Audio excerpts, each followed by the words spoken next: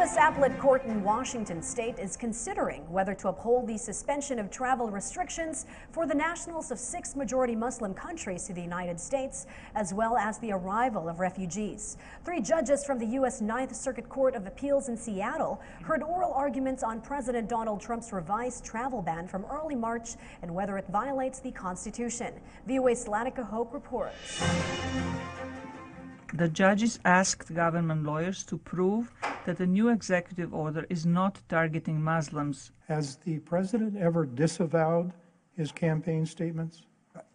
Has he ever stood up and said, I said before I wanted to ban all members of the Islamic faith from entering the United States of America? I was wrong. I've consulted with lawyers.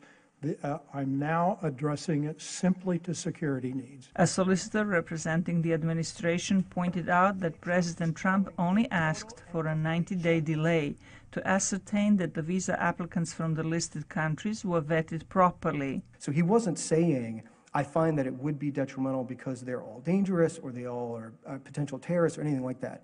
He was saying, in the face of uncertainty about whether we're getting good information from their governments so that we can screen them out in the visa process, I'm going to put a temporary hold subject to the visa waiver. Opponents say the revised ban is no better than the original January version, which the courts have struck down. But when the president himself says, I'd like to go back to the first one, which was also part of that statement, I mean, it sort of undermines all those claims about how this is a whole new thing, and it's, you know, I've fixed the problems and all that. So yeah, it's a very problematic statement. Hawaii's Attorney General said his state is challenging the ban as unconstitutional. What we're saying is that it's not so much that President Trump is being politically correct or refusing to be politically correct. It's that he's not being correct when it comes to the Constitution. The panel had not made a decision on Monday.